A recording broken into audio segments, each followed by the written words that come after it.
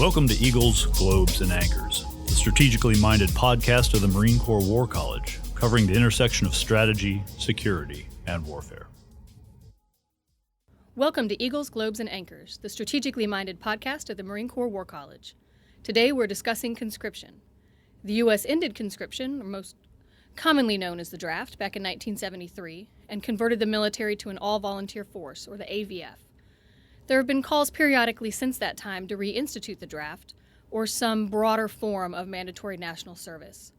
My guest today is Dr. Michael Strobel, who's recently published an article in the October Marine Corps Gazette that challenges this call, titled Military Conscription and Forced National Service, an idea whose time has come and gone. Dr. Strobel is currently serving as the Deputy Director of Manpower Plans and Policies within Manpower and Reserve Affairs. He is a retired Marine officer and author of Taking Chance, a Marine Corps Gazette article and HBO film about his experience escorting PFC Chance Phelps home for burial following his death in Iraq in 2004. And since it's been a while since Taking Chance has come out, I will note, if you haven't read it or if you haven't seen it, man, stop what you're doing, turn this podcast off, and go do that. It is a painful but fantastic look at the human cost of war and just a moving tribute to what it means to honor our nation's fallen. So Dr. Strobel, thank you so much for joining us today. Before we get started, can you tell us a little bit about what you do at MNRA and how this debate about national service really came to your attention? Sure. Yeah. Well, thanks for having me. I'm very proud to be here today. So, as you mentioned, I'm the Deputy Director of Manpower Plans and Policy at MNRA, and we have a kind of a wide portfolio of issues, but a couple that are under our purview that are somewhat relevant to this topic. We do accession planning for the Marine Corps. In other words, we take the requirements and figure out how many recruits the Marine Corps needs to recruit every year, and we hand that mission off to the recruiting command. We determine how many Marines and of what type, what grade in MOS we need to re-enlist every year. We determine promotion plans and lateral move plans and things like that. So a wide array of issues related to military manpower. So naturally, an issue as substantial as conscription or potential conscription is of interest to me. Also, the draft is kind of at an intersection of two things in my life: my professional world, that as I just mentioned, but also my academic background as an economist. As I write in the article, and I think we'll talk about probably here in a minute, economists played a prominent role in ending conscription in the early 70s. And I think there's a couple of reasons why economists are uniquely positioned or prepared to contribute to the debate about conscription. So this topic is just a real intersection of my personal and professional interests. And in the 2017 National Defense Authorization Act, Congress created this National Commission on Military and Public Service. And so I'll get into in a minute why I think that commission was created. And if I don't, please remind me. But with the confluence of my personal and academic interest in the topic, and then the new relevance to the topic of conscription to the national debate, I thought it might be worthwhile to write an article about it. Well, great. And given your background, you are certainly well prepared or an expert in this field. So thank you for your comments today. So why do you think mandatory national service is back on the table for discussion? Why does it come up every once in a while? I think there's two reasons it has come up now, and maybe one more important than the other. So I'll start with that one. So as most of your listeners probably know, the draft has throughout our history has only applied to men. Only males have been subject to conscription. And when that's been challenged in the courts, that policy has been upheld on the grounds that women are not eligible for all combat roles. Well, in 2015, the Defense Department changed that policy, and all occupational fields and all units are now open to women. So there is absolutely no difference as far as assignments between men and women in what they're eligible to do, presuming they meet the standards for that MOS in that unit. So there were, I think, discussions in Congress and other places, and probably around a few water coolers, including mine, as to, well, if if every job is now open to women, then why should only men have to register for the draft? And there were some in Congress, some members of Congress who were proposing that women should in fact be required to register with Selective Service. And my impression, and my history might be a little fuzzy, but I think what happened is rather than taking up that proposal, Congress kind of took a baby step and they implemented this National Commission on Military Service to look at all things pertaining to the draft, and not just for military service, but for national service. Like we might think of things like the Civilian Conservation Corps from back in the 30s and 40s. So I think that's the real impetus for why this is a renewed topic of discussion. I think maybe, and in my mind, maybe to a lesser degree, but we have sort of an unprecedented level of political divisiveness in the country right now. And I think some people would argue, advocates of the draft would argue, that conscripting citizens into the military would enhance national unity.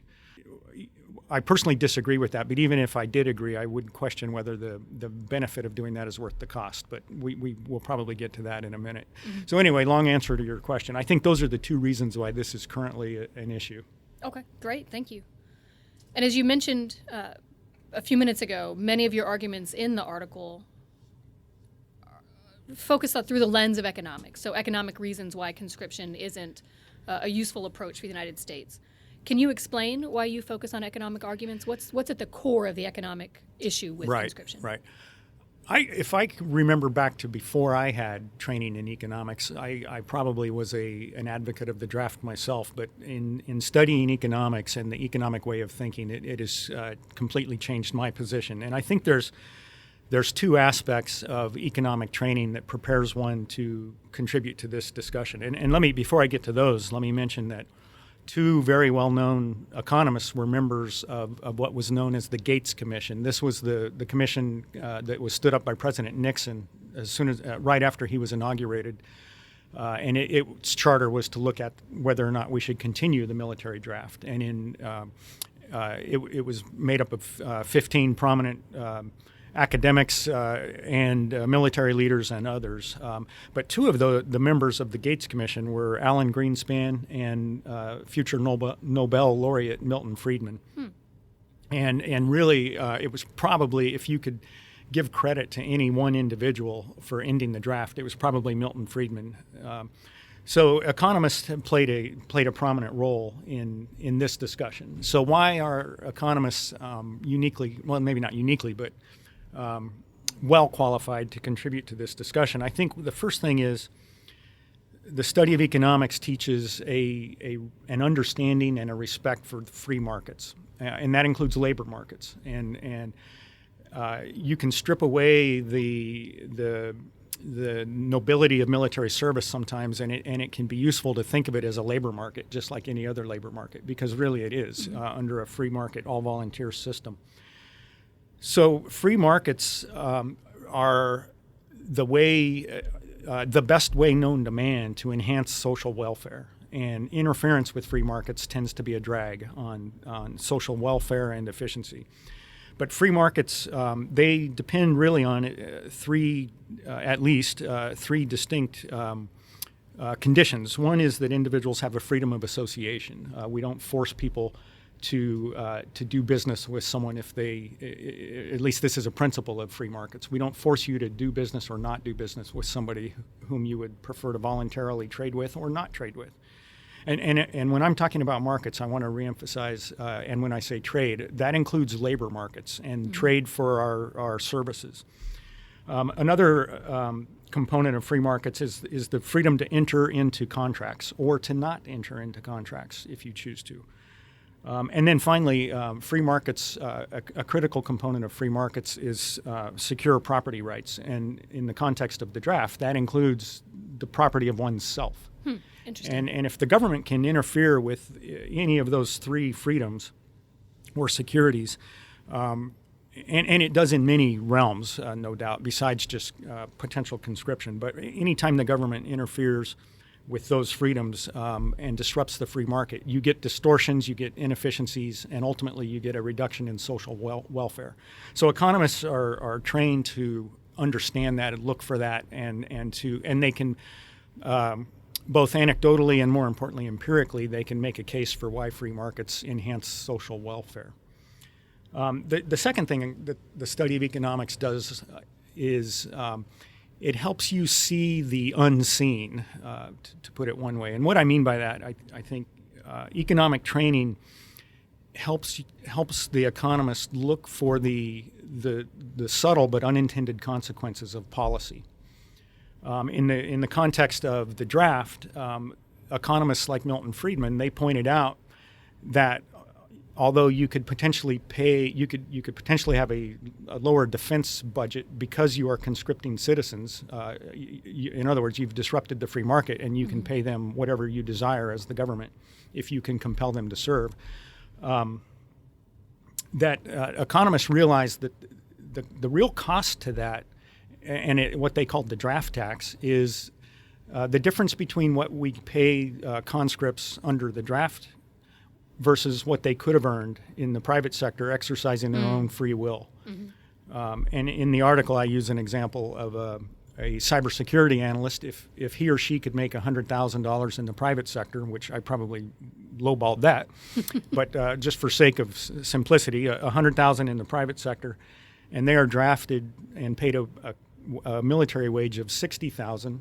Well, that draft tax is $40,000. Now, you don't see it. The conscript doesn't get a bill for that, and nobody writes the IRS and submits that.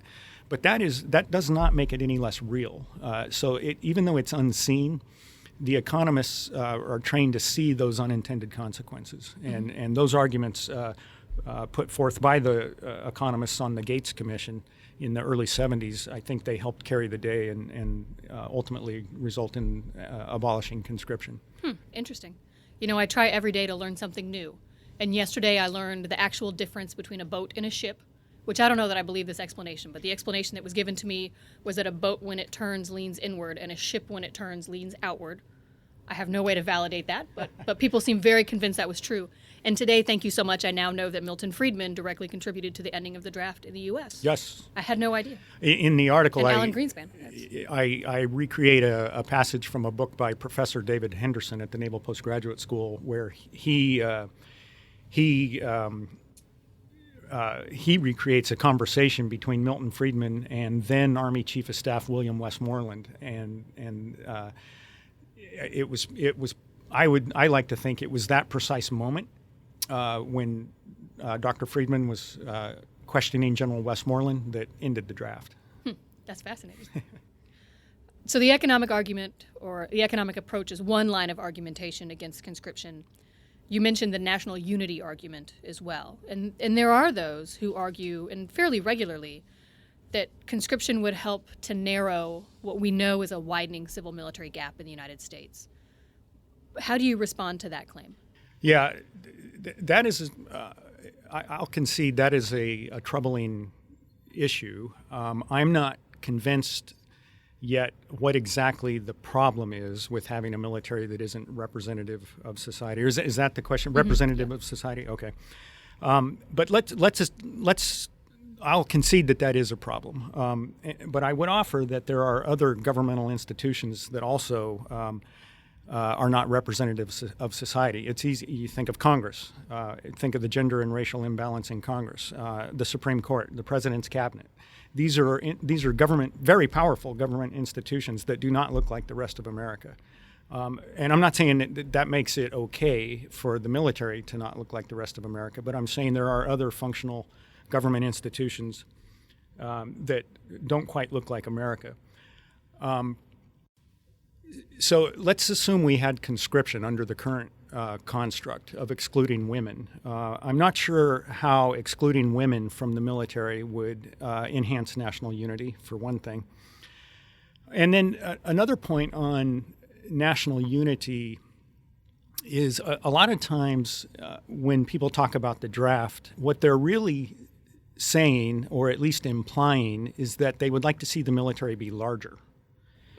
And that is a distinct, the size of the military and whether it's correctly sized to accomplish its missions is a totally different question as to whether or not we should conscript citizens or rely on the all-volunteer force.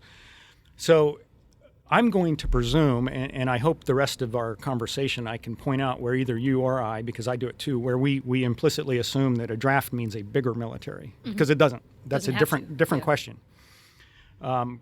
So if even under the draft we still had roughly 1.3 million active duty service members, which is what we have now under the all volunteer force, that's still less than 0.5% of our population. So there's nothing inherent about the draft that increases national unity, or a point I think we'll get to in a minute is enhances people's so-called skin in the game. So one more issue that's related to the size of the military.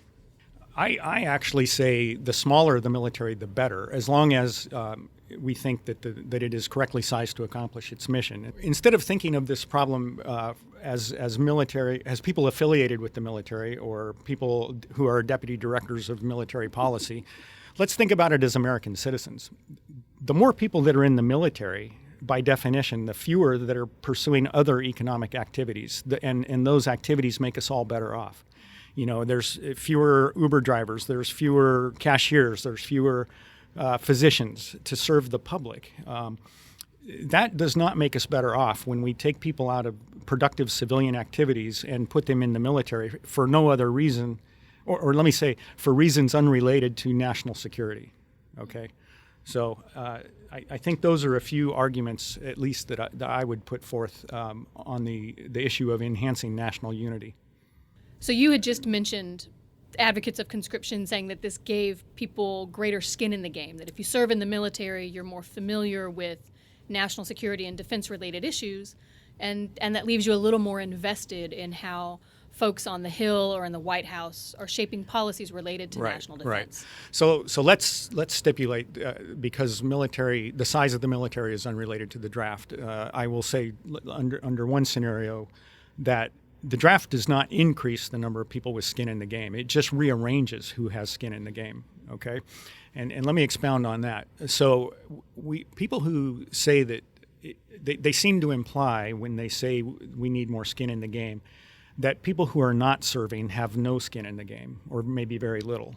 And I reject that assertion because, first of all, we have to remember who it is that pays for national defense. It's the rest of it's the entire populace, and this includes women, the wealthy, the elderly. It includes people that are not eligible for the draft. Okay, so what happens if we go to conscription instead of the all-volunteer force? Well, I'm going to presume, as many advocates of the draft do, that we could maintain a force at less cost if we can compel service members to serve. So what does that do? That relieves, especially under our progressive tax system, that relieves the skin in the game, or relieves the burden on especially the wealthy who pay a higher percentage of taxes. And it places almost well, I won't say almost all, but a lot more of the burden of national defense on those few unwilling conscripts who happen to get drafted. That is not increasing skin in the game. In fact, it's going in exactly the opposite. Another thing that happens when you create government programs, and you can probably think of a dozen off the top of your head, when you create a government program, they always come with loopholes and exemptions, and it's no different in our history when we had the draft. There were many ways to avoid the draft. Well, what tends to happen, and in fact did happen under the conscription, was those the wealthiest, those with connections, those with disposable time, those with influence. They were the ones who had the ability to exploit those loopholes and avoid service. So not only does that not increase skin in the game, it removes. Again, I'm presuming you would pay a lower, less than market wage to military conscripts. It reduces the skin in the game of the very people that we often think of should have more skin in the game, which is kind of a bizarre, counterintuitive logic. And so who's left to carry the burden if the people who have wealth and time and connections can avoid conscription? Well, it's the other end of the spectrum. It's the people who do not have those connections. So I I really have a hard time seeing where the draft is going to would enhance skin in the game. Even if you made the military larger, just to get more people with alleged skin in the game, I don't think it would work. In fact, I think it would work exactly counter to the objective. So, Dr. Strobel, if the draft is not the way to get the average citizen to perceive that they have a stake in national defense, how can we? Yeah, that's a great question, because we probably all agree that all citizens should appreciate the stake that they have in national defense. So let me offer an idea that I think is intriguing, although I recognize it's a near zero probability of ever being enacted. But imagine a world where instead of having automatic federal tax withholdings taken from your paycheck every 2 weeks, if at the end of the year, or maybe just the end of the month, if you received an itemized bill from the government and you had to write a check, the same amount that you're paying now in federal taxes, but you got an itemized bill and you had to sit down and write one check at the end of the year, and it showed on there that your share of national defense was $22,000 or whatever. Okay, I think if we did that, and I know it's a fantasy world, but if you did that, people would have a stake in national defense, and they would have a stake in federal spending at large. And I think we would have much more better informed military policy decisions. I think we'd probably have less military adventurism. So that's what I would do. I wouldn't change necessarily the federal budget or the military budget, but I would make people realize in a very painful way, although without increasing their actual cost, make them realize what they actually are contributing, what skin in the game they actually do have. So, I've always thought every year as I try to calculate my taxes on my own, because I'm the jerk who's going to do it myself. I use an online program, but I've got to calculate my own. And it frustrates me, not being an economist, that the government clearly knows what I owe, because one year I sent my money in very dutifully. I believe strongly in paying my taxes. And I got something back that said that I hadn't paid enough and I owed whatever plus the penalty. Well, if the government knew how much I owed, why didn't they just send me a bill to begin with? Sure. So this would be fantastic. They can just send me the bill. They can tell me what I'm paying for, and I can send them the money. Well, and then there's no user error on the non-math person's part. Sure. Perfect. And I bet even though your month-to-month or week-to-week paycheck would be higher under this regime, when you sat down and your fellow, whatever it is, 150 million fellow taxpayers sat down to write that check, they would pull their hair out and would demand changes to the federal budget to include military budget. That's how you get skin in the game. Great, thanks. Not by forcing involuntary servitude. Mm-hmm. Well, let's talk about the size of the military as it relates to conscription. You point out in the article that the U.S. military was able, without conscription, to grow by nearly 100,000 in response to the needs of the wars in Iraq and Afghanistan. During the 20th century, the draft was used partly as a manpower tool, but also as a tool to manage military personnel availability and to bring predictability to that process of building forces during times of great demand. Without conscription, could the U.S. military today actually mobilize to the level that it would need to fight a near-peer competitor like China or Russia? Right. Yeah, that's a good question. And I am willing to say we don't know. But I will say, and I say this, I think pretty well placed professionally to have an opinion on this. We do a very good job of personnel management under the all-volunteer force, and that includes in-strength increases and reductions. We have a well-developed system to assess. By that, I don't mean pass judgment on. I mean bring into the military. We have a well-developed system to assess, to train, to classify into MOSs, to promote, and to separate service members, and not just the Marine Corps, but all the services. And we saw the Army and the Marine Corps combined grew 100,000 Marines and soldiers from 2005 to 2010. So there's a very well-designed system to bring in additional military manpower under the all-volunteer force. There's also a risk when you rapidly expand that you will quickly have infrastructure capacity issues, and also maybe more importantly, you will rapidly start lowering enlistment standards.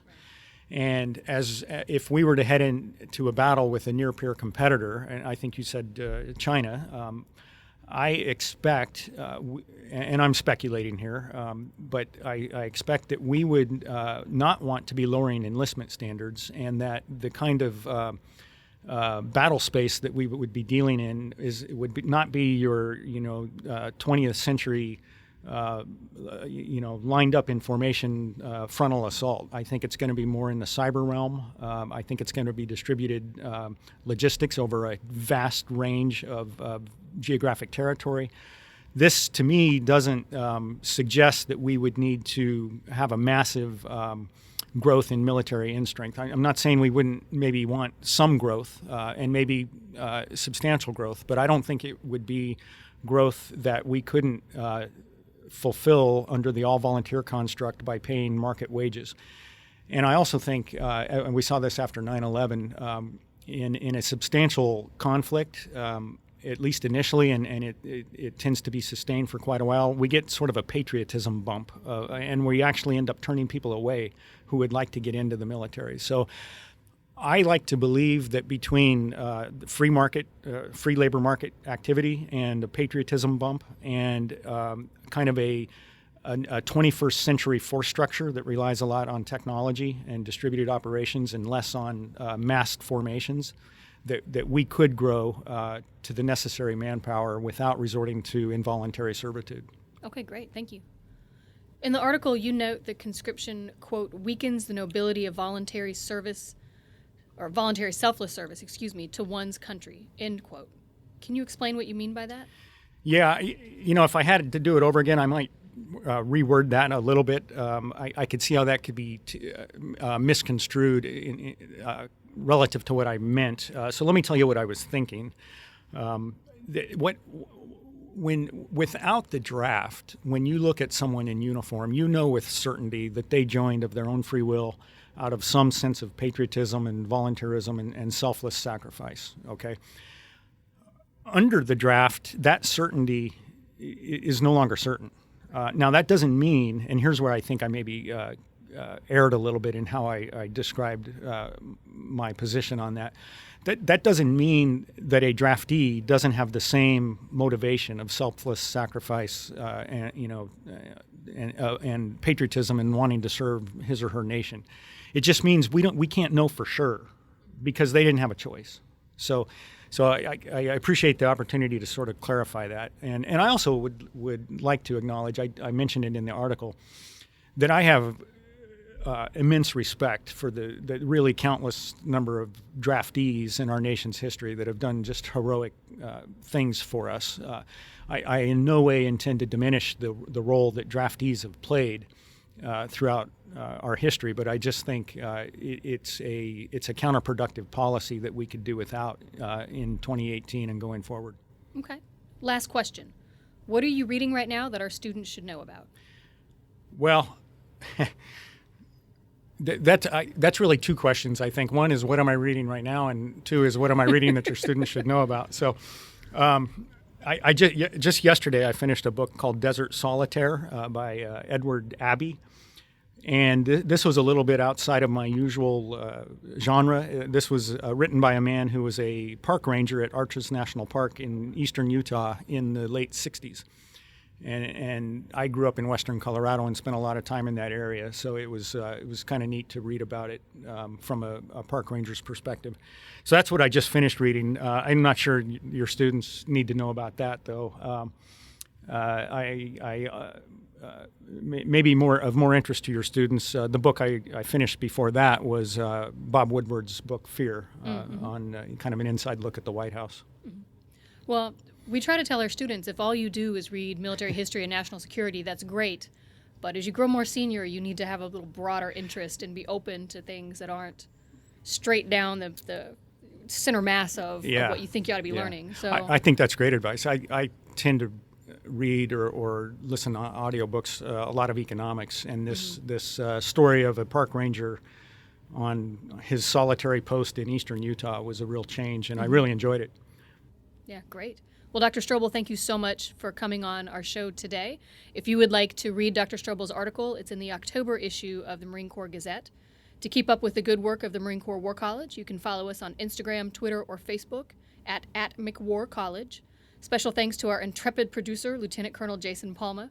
I'm your host, Becky Johnson. Thank you for listening to Eagles, Globes, and Anchors, the strategically minded, innovative podcast of the Marine Corps War College.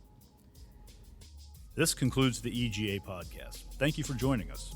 The views expressed in this podcast reflect those of the speakers and do not necessarily reflect the views, policies, or positions of the United States Marine Corps or the Department of Defense. You can follow the Marine Corps War College on Twitter, Instagram, and Facebook at @McWarCollege. And as always, our podcast music is Stuck in Traffic by Rivero.